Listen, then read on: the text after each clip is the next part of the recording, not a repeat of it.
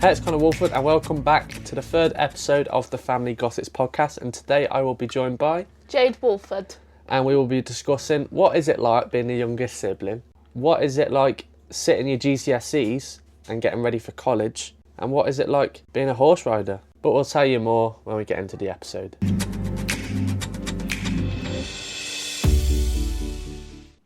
Welcome back to the podcast, everyone, and how do you feel to be on the podcast, Jade? Excited, happy, bit nervous at the same time. A lot of emotions, then. Yeah, definitely. Lots of emotions. Yeah. Courtney had no emotions. She was nervous. Very nervous. So you're obviously the youngest out of us three siblings. Yes. Still at school. Yeah. Last year, so. Final year this year. Yeah. Last year. Then into college. Yeah. So GCSE'S. GCSE'S. Revising all the time. Yeah, get home from work, revise. I do 2 lessons, half an hour each day. Half an hour only, because if I do an hour, I'm like, what on earth have I revised? And I can't remember. So I just do 2 half-hour sessions of 2 different topics a day. I do have an off day, and that's Sunday. Make sure to give yourself a break, guys, if you're doing your GCSEs and revising, because we all need breaks. So 6 days a week of 6 days a week of revision. Revision, homework. Or is revision the homework? Revision's the homework. Oh. Yeah. So what GCSEs have you picked at school? Got business studies, child development, food, and history. Business studies, child development, food and history. Yep. Not bad options, are they? No, not too bad. I think I picked geography over history. I wish I did. History has definitely not worked out for me. I think I did business studies. I like business. I did PE. And I did, what's the one where you're building? DT. DT, design technology. Yep. That one. That was fun, that one was. I hated DT. Did you? Why? I don't know, it's just boring. Didn't like the teacher. He was a bit of a dragon. Oh. Yeah. Argument. But what is it you're going to do at college when you leave? So I'm going to do the animal management T-level. That's 2 years. And then once I pass my T-level, be going on to the university and doing canine course, and that's like training dogs, guide dogs, police dogs, dogs who just came out of kennels, anything and everything really. So basically everything. Basically everything. And how long is all of that going to take before you've got the... T-level is for 2 years, but it could be longer. So if you don't pass your T-level, you have to keep doing your T-level to get into university. T-level is fairly easy to pass, and then university just depends how long it will take me to get my qualification. So I don't have a time set on that just yet. So depending when you pass your T-level, depends when you can go to university. Yeah, but it should be 2 years' time. And are you going to the same university as the college? Yup. So all planned out? Yes, I have. And outside of school and college and Very revision, what you doing with life? Very busy. So we've got our Springer Spaniel, Laker. She's a Sprocker, but we call her a Springer because she has 75% Springer in. She is 2 on June the 25th. And I'm training her to be an agility dog at the moment, as well as the normal basic of home training you do with dog. Also getting her off the lead and potential gun dog. So me and Laker get very busy at times, training, putting all our training in my spare time, what I have left. So yeah, very busy with Laker. And then we have little Fudge. He's a lionhead rabbit. He is 5. He'll be 6 in March. He did have a brother, but he sadly left us August of 2023 from fly strike. So that's when the flies literally just attack their backside and get inside of them, lay eggs, and then they eventually kill them off, unfortunately. And as some of you may know, rabbits don't like to live alone, and I recommend not to live alone. But Fudge has showed us how strong he is. And to be fair, I think he's liking the peace and quiet now. He's getting older. Liking it without Smokey in the hutch with him. Yeah, gets all the space to himself, gets absolutely spoilt rotten daily. Didn't like the wind the other day though. No, we had bad winds the other day, so his poor hutch kind of roof came off, so I had to quickly get him in in the warm till we got someone back to help us put the roof back on. And that someone was Dad. Yeah, poor Dad has the jobs with all these animals, the hard jobs, in the wind, getting the roof back on and the covers back on. And then, who's next? We have a very spicy cat. He's called Monty. He'll be 2 in May. And yeah, he's just not a cat. He doesn't identify as a cat. He's definitely a dog in disguise. And he's one of a hell of a spicy boy. Definition of fight like cat and dog, Monty and Laker. Definitely do. And then, moving on from that, we have Poppy, who's very lucky to share Poppy at the moment. We also don't have the full time for her. Sharing her. She is a horse. She's a pony. She is a cob cross row. And she's 13.3 and she's 8 years old. She's 9 middle of the year. And I've trained her to do everything except from trotting, cantering and walking in a straight line. And on the roads, I haven't trained her on that. She was already trained on that. When I first got her, she didn't like the school, known as the arena. She would flip out, rear, buck, bolt all along the arena. So I decided to not ride her for 3 months, except for when we went on hack. And we did the very, very basics of learning her to turn and showing her that the school is not a bad place to be. And she will get it in time. And a year and a bit on now, it'll be 2 years in May that I've had her for. She's eventually jumping and we're getting her out to other places. And you've helped her build her confidence. Yes, definitely. She had no confidence in herself whatsoever. She was a very shy little pony. Now, how did you learn your bits and techniques? So I went to a riding school when I was 13. Started at a riding school when I was 13. And I actually only was in a riding school for 7 months until I got a cob. He was a traditional cob, so fat, lazy. He was called Tommy, other known as Tommy Zoom. He was roughly 13.1-ish. He was quite small, but he didn't feel it because of how fat he was. And he was a very hard horse for a novice. If I knew that, then it probably would have gone a different way. But unfortunately, we didn't have the best communication, so we didn't really know what he was like. But once I saw him, I was like, I love this pony. So we stayed with him for only 9 months, unfortunately, because he got sold unexpectedly, what we didn't know about. I never loaned him or anything. He was literally just a pony I rode. And he was a very stressy pony, and he learnt me all of the horse's behaviour. So I learned all of the horse's behaviour from him. And then when I got Poppy, I knew the basics. And then I have 2 amazing instructors for Poppy right now, and they're helping me learn on from that. You're basically just an animal lover. Animal lover indeed. And we forgot to mention, Tommy had 2 Shetland ponies. Yes, he had 2 Shetlands, other known as Shetlands. Yeah, they were a handful as well. They wouldn't come anywhere near us when we first saw them, but eventually, 9 months on, they would come up to us, especially Honey, one of them were called. She would come trotting up to us, everything. She absolutely loved the attention in the air. But we had to sit in the field and let them come and lick our ears. Yep, we would have to sit in the field for half hour, nearly every day, letting them know that we ain't going to eat them. But it was nice to see you learn on Tommy, even at every time a horse Jade had ridden had bucked her off. I always wanted to see it, but I never, ever, if it was a time I wasn't there, it'd always happen. Like 3 years on, and I still haven't got a fall on camera either. Except from, some people don't call it a fall because I lands on my feet. But yeah, so still 3 years on, I haven't got a fall off camera. And I fell off Tommy more times than I can think of. So when I got Poppy, I hardly fell off her because Tommy learnt me how to stick near enough everything and anything. So I was just glued to her. So now you're what's called a novice rider? No, novice is when you first start. Oh, middle? Stunt rider. Stunt.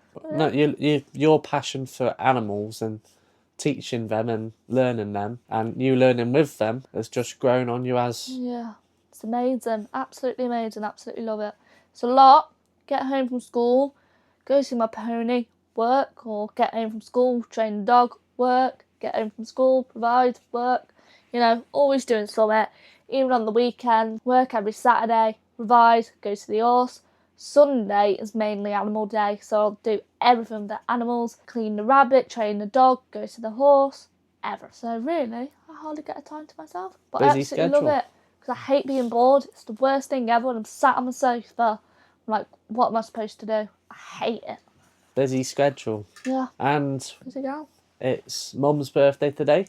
Yes. Mum's 40. Happy birthday, Mum. Happy birthday, Mother. But we also forgot to mention, what was it you did before your love of horses and riding? Yeah, I actually, very young age, I was always doing something. So we got into swimming straight away. I think as soon as I could walk near enough, we did swimming. And then I did gymnastics for a little bit, but didn't like that. So then I went on to dancing, but actually before dancing I tried ballet and tap. That's what my sister was doing, but I hated ballet and tap. So then when I was about 6 until I was 12, I did dancing, and dancing was also a lot. So I've always been an active person.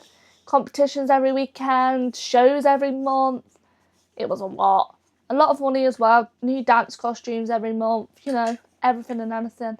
And now your bedroom's just full of dance trophies. Yeah, came away with a hell of a lot of trophies. What I now, my favourite ones are stored in the bedroom, but the others are stored in the loft in a box. It was started with Mum running around having to go here and there for dance comps, and now it's Her being a taxi driver for me. yeah. Mum's car is how you'd see a farmer's car when they're getting in their wellies all the time, and there's mud everywhere, all over the door, all of Laker's hair in the boot, everything. But she's getting a valet. Yeah. And now you have been brought on Crocs. Crocs, yeah. All the family now wear Crocs. We are Emma. like Croc lovers. Yeah, Emma, she brought in the tradition of Crocs. She wears fluffy Crocs. She wears normal Crocs. But Crocs are her 99.9% shoe. And then we also have, we call them the farm boys, because it's literally like a farm. They aren't all boys, by the way. So there's 6 chickens, they're all girls. There's 2 ducks, they're girls. 2 pygmy miniature goats, they're girls. And the chickens run around, peck you, everything. The ducks are just laid back, they run away from you. They don't like to go to bed. The little pygmy goats, they're the cutest thing ever. But if you don't hurry up with that feed, they will headbutt you. And then we have 6 alpacas. And then the main alpaca is George. He's definitely the group leader. He will tell you to hurry up with the food if the others are waiting. He will constantly be out on the lookout. And he's absolutely beautiful. He's got such a goofy face, and yeah, he's definitely my favourite. And then we have Mikey. He's a Shetland cross cob, so anyone who knows their horse breeds can imagine the temperament he has. Then we have Sully. He's getting an old boy now, and I ride him occasionally for his owner. And then we have the newest addition to the farm, and that's Merlin, the donkey. The donkey. The donkey. He's got a lovely temperament. And he will eat all at you if you don't hurry up with his food. You should dress up as Shrek one day. Shrek and Donkey. And go to the yard. Donkey! Shrek and Donkey, I think he'll run away. He'd probably run away and be scared, wouldn't he? Probably. Wouldn't come near me then. Get scared quite easy, Yeah. Merlin. But your life basically revolves around college, school, and animals. And what? And work. Yeah, literally all it is. Getting the money for the animals. But it's nice to see my little sister wanting to do stuff and knowing what she wants instead of not having a clue. Yeah. So if we were to speak about, say, your biggest passion, most around things you love, what would be your biggest passion and ambition that you drive towards? Having my own dog trading business, as well as being a breeder on the side. And also just loving on horses and being the best horse owner I possibly can. So in life you'd rather have more of a job with dogs and then have horses at home? Yeah, definitely. Because having my own horse has learnt me. I actually don't want to work with horses. I just want to love my own and do everything I can with my own. And then dog training is just... There's just so much to it, and there's so much different dogs and like training. It's just lovely to see people's story of training their dog and breeding. That's just an ultimate dream of all. Would you like to, when you eventually do it from home or do it from a business building? Breeding, definitely from home, 100%. But the training, it depends if I have the room and what I want to do with training exactly and stuff like that, really. You're sensible in when you think about what you're wanting to do. It's good for your age. Yeah. I mean, you're 17 this year. Crazy. You can drive this year. Good. Can't wait. Go to the horses every day and everything. Might as well build you a little house there. Yeah.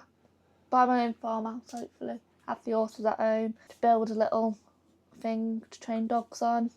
Boom. Life completed.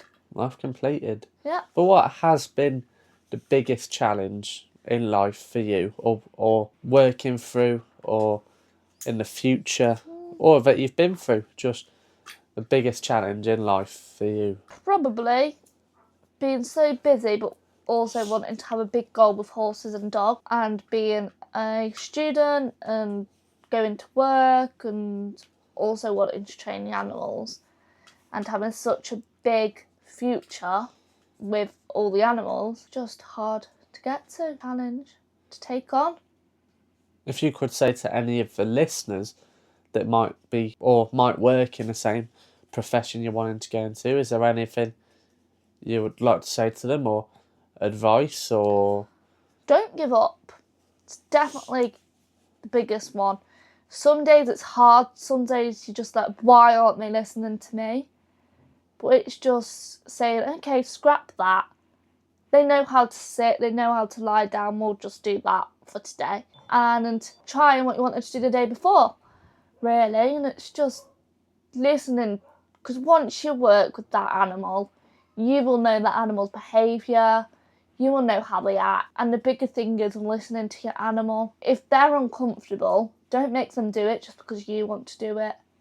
Maybe think of something what you know they're comfortable with and do it that instead. But definitely don't give up. It is hard and it's not something you'll wake up in the morning and they'll be trained or, whatever. It will take a hell of a lot of time, but it'll be worth it in the end, and just don't give up. Like Leica, we've had her for how long now? Well, she's 2 in June, so we've probably had her, a year, really? And you train her every day, take her for a walk once a day? Yeah. It's a lot. It is a lot, and you definitely need to have the commitment for it. If you don't have the commitment or time, just don't try, because it is a lot, and you need to make sure you have the commitment and time for it, because there's no point training once a month and then coming back and trying to train them again, because they ain't going to remember. It's like us in school. We go to school 5 days a week to remember stuff. We'll have science lessons, 3 days times a week, and that's to remember stuff and to learn stuff. So you can't expect an animal to remember and learn stuff when you only do it once a month and you don't have the time for them. But yeah, it's a lot of commitment, and you really have to be up to it and wanting to do it, and it has to be your main priority, really. One of your main priorities, and you can't say, oh right, I'll just go out with them and not do this. It does take a hell of a lot of commitment out of you. But if you want to do it, it'll be worth it in the end. It's nice at your young age that you like to have the commitment and not. You'd rather choose your future over going out with your friend for the day. Definitely. Well, animals over people. Definitely animals over people. Animals aren't fake. Animals are just calm. People are drama. You can go for a hike with Poppy. You can go for a walk with Leica. Yeah, exactly. Get all the animals and you'll never be bored. Have a cuddle with Monty. Yeah, there's always something to do as well. Never bored. Always do their flea treatment. Do groom, do a health check, train, clean them. They need the farrier, they need the dentist, they need to go here, they need to go there. There's always something to do, and it definitely keeps you busy. Because I hate being bored. I hate sitting on the sofa and being absolutely bored. Because I'm like, what the hell am I supposed to do? And do you remember when I had the bearded dragon? Yes, Barry the bearded dragon. Barry the bearded dragon. Feeding him live crickets and mealworms. Yeah. And they were so loud. I would love a bearded dragon again, though. I would. He was so cute. Do you remember when I broke the glass door when I was cleaning? Yeah. Shattered everywhere. So it's a vivarium what a bearded dragon is in. And he had sliding glass doors. And I like to take them out because if he tried to crawl up for glass or something, he'd make it really dirty. So as I cleaned it, I put it back in to the slots. And I put the bottom in. When I was putting the top in, it just shattered in my hand. But because obviously in a vivarium, the temperature's got to stay a good temperature for whatever animal it is. Like we had the bearded dragon in there. So we had to quickly rush up to pets at home. Luckily it was like early afternoon. Quickly get a new vivarium. Quickly set it up, get it up to temperature. Whilst Barry the bearded dragon was sat on a warm milk carton, one he, with a towel wrapped around him. That's funny. But I was so scared. But the amount of animals we've had in this household. Crazy. And then Smokey, he was a lionhead rabbit. He was Barry's best friend. I think thought I mentioned him, that he left us in August due to fly strike, unfortunately. Yeah. August 2023, that was. God, that's crazy saying 2023 now. But his brother's still here? He is, because he's a strong boy. He loves the attention, he loves the cuddles, and I think he just likes the peace and quiet now. Because Smokey was very, very demanding. He was a very awkward rabbit. He only really liked his brother, and that was it. And he only wanted cuddles when he wanted cuddles. Well, Fudge has got a warm teddy in his Warmed hutch. Up teddy, yeah. He has 2 teddies, in fact, but one warms up. Warm that up in the winter for him to keep him nice and cosy. Well, at least he's pushing through it. Definitely. Probably you've helped all the animals with all you do for them. Yeah. Rabbits don't like living on their own, so it was very scary when that happened. But he spent about 10-15 minutes saying bye to Smokey's body, and that has just proven to help. So I'd definitely recommend, if you have a bonded animal, definitely let them say their goodbyes so they understand that they've gone. That's definitely one thing I would 100% say to anyone with 2 bonded animals. If one passes, you must let the other one say goodbye to them for about 10-15 minutes. Is that with every animal? Yeah, because even if you have... So they do say, like, guinea pigs, rabbits, they mentally bonded. But say you have 2 horses, they've always been together, then they're still going to get anxious. Where's my best friend gone? So if you could, with other animals, I'd definitely say let them say goodbyes. Just so they understand, and then it puts pressure off you and the horse, just to that little bit. And it just makes life a little bit better whilst you're going through such a hard time. It's nice you're saying about all the animals, because people at home listening or wherever they are might like animals themselves, and they might have learnt some things they never knew about horses or rabbits or dogs. Yeah, Fudge is getting an old boy now. He's 6 in March. And what's the life expectancy for rabbits? 8 to 10 years. So he's like an old grandpa now. So he's a granddad. Yeah, he's a granddad. Doesn't act like it. Acts about 2 most of the time, but you know. They're fast. They are fast. If Fudge doesn't want to go back in his hutch, he will not go back in his hutch. I remember when he escaped once in the garden. And we have a pretty big garden. So much time. And Smokey just stayed in the hutch. Like, where's my brother gone? He was a lazy bum. He was. Yeah, Fudge, definitely Houdini he was. He escaped so much. He hid behind the shed once, and me and my sister started to cry because we think someone took him. And then we ran up to Mum and we went, Mum, Fudge is gone! But no, it was just sat there behind the shed, looking at us like, what's all this fuss about? I remember that. You thought a bird had come over and swept him. Yeah. I remember that. That was at the old house. Yeah. Yeah. No, that was this one. Was it? Yeah. He escaped twice here, and he escaped at the old house God knows how many times. Oh. They were always escaping. Fudge was always escaping. Yeah. But he's stopped now. I think he's a bit scared now. He's getting older. And he just wants to stay in his hutch and stay cosy. He's got no brother to snuggle up to now, to when he gets rescued. No. Do they like being outside in the hutch? Well, they've never known any difference. Like, even when they were born outside. So it just depends. I wouldn't recommend, say you get an indoor rabbit, then putting them outside, I wouldn't recommend that, because once they're born into an environment, that's the environment they adapt to, and it's very hard to adapt them out of the environment. Say they're an outdoor rabbit and you bring them into a cold room, like a garage or a room that has air conditioning, where it's pretty cold, like temperatures outside, and that'd be perfectly fine. But once they've adapted to that weather condition, that's the weather condition they'll adapt to. So in the winter, we can't bring Fudge in when the heating's been on, because when he goes back outside, his body could go in a shock. Or when he comes inside, his body could go in a shock. Or in the summer, because this house stays pretty cold, we need to make sure the room he comes into is pretty warm, because again, it could go into a bit of a shock. So yeah, rabbits are harder than people think, and they definitely aren't just Easter presents. They take up a lot of time cleaning their hutch, they have to get their teeth done, they have to get their nails done. You have to make sure they're not too hot, not too cold. You have to make sure they're not bored. There's so much what actually goes into these little animals that people don't actually realise how hard work it is to have an animal. Any animal, in fact. You could write a book about animals. God, we've had that much. But to steer it a bit away from animals and try and make it a bit funny, what do you have? Courtney did, but do you have an embarrassing moment you'll never forget that's happened to you? And if you can beat Courtney's embarrassing moment, well, I'll be questioning you. I don't think there really is. The only one I can think of, we were going to class once and my friend pushed me up the stairs. So I have a fat face on my face, and it was really embarrassing because everyone was walking to class. Did they laugh? Yeah.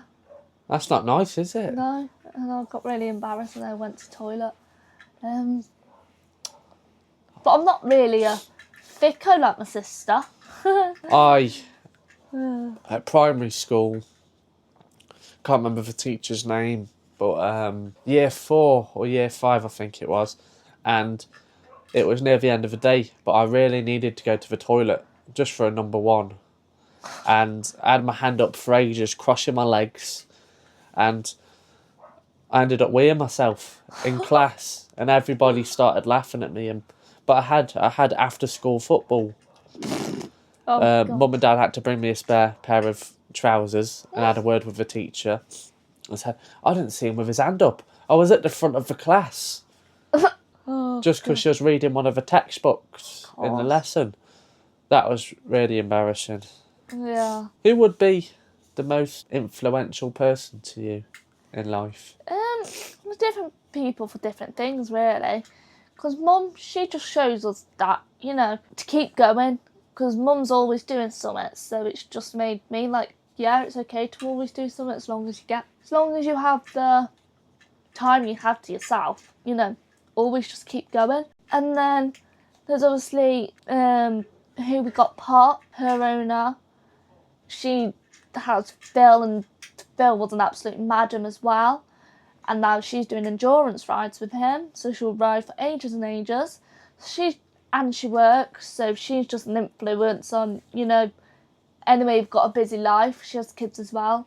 Horses can still fit into it, still get such a long way with these green horses. And then there's Laker's trainer as well. And she started off as obviously a very small business at her own. And then she just built up and built up. So that's just like, you can do it if you work for it. So there's quite a lot of people you look up to, really. Yeah. Definitely. And that's what's helped you with deciding college and...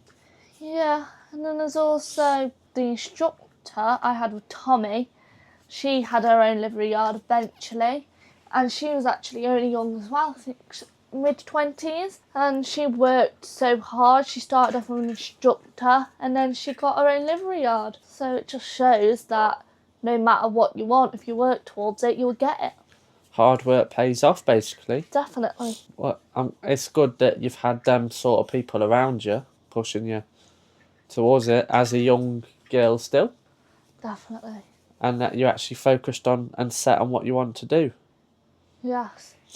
But a really important question I want to ask you, and you probably haven't listened to the episode with Courtney because you don't like your middle sister, which isn't very nice. No, that's nasty. No, the question I want to ask you is Is there any family secret any of the family members don't know, or maybe some do, some don't, that you've never told?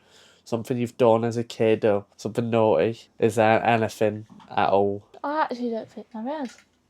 No secret? Nothing naughty you did as a kid and never told mum and dad the truth? I actually don't think there is, you know. So you've been a good girl. I think I'm just a bit too honest, aren't I? And Yeah. I don't really hide it. Which is good. Yeah. But you've been a good girl. You've been a... A bit honest and, you know, I don't really care. So we've Just had do it. the second episode with Courtney Tanner secret and the third episode and you got no secret. No. I mean, it's good in a way, but we've got to try and get the amount of secrets we can out of people. Yeah. So no secrets No. whatsoever. None. That's good. Yeah. I don't know why I'm trying to get the secret out of you. Like, I actually don't think there is anything. that's good. But the amount I've learned about you just in, 40 minutes of an episode, and the amount you know about animals at nearly 17 years old, and your dedication and your thrive towards it, and the people that have helped you out by obviously looking up to them, and what your biggest challenges have been in life, and you've just pushed through it all. Yeah, definitely. Best way to do so. Definitely is. Because anyway, a busy person, some people can have the busiest of lives, but nothing can stop what their dream is. But I got another question. Well, I think it'd be a good one. What is your biggest pet peeve? Oh, probably. I can't stand rude manners or when people expect you. They always expect you to do stuff, if that makes sense. But yeah, rude manners is probably a big one. But I also can't stand when people are unhygienic. That's a big one. I like them. Yeah, like hygiene for me is really big. Yeah, it's just, nah. If you don't have a shower more than once a week, you're gone. More than once a week? No, if you only have a shower once a week, you're gone. No, it's just disgusting. I was going to say, I shower every day. And even like the little things, like if you don't brush your teeth like twice a day, it's just, no, we would want to kiss a person who doesn't brush their teeth twice a day. I've actually recently started flossing. Or wash their face, like people who don't wash their face in the morning or the afternoon. No, I don't like it. What skincare do you use? I don't know. It's like vitamin E or something in it. Vitamin E, I use vitamin E. I think it's something And like that. CeraVe. CeraVe is really good. Yeah, I'm very big on hygiene and yeah, bad manners are just, going out to someone and they don't use their manners, thank you, sorry, excuse me. And when people eat and they chomp, I can't stand chomping. With their mouth open. Yeah, chomping's just nice. Speak about food. What's your favourite homemade? Can go to the shop, buy any ingredients. What's your favourite meal to cook?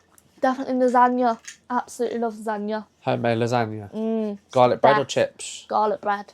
Cheesy? Cheesy garlic bread. Pizza or baguette? Baguette. Whole baguette? Yeah. Just like have all the sauce. Oh yeah.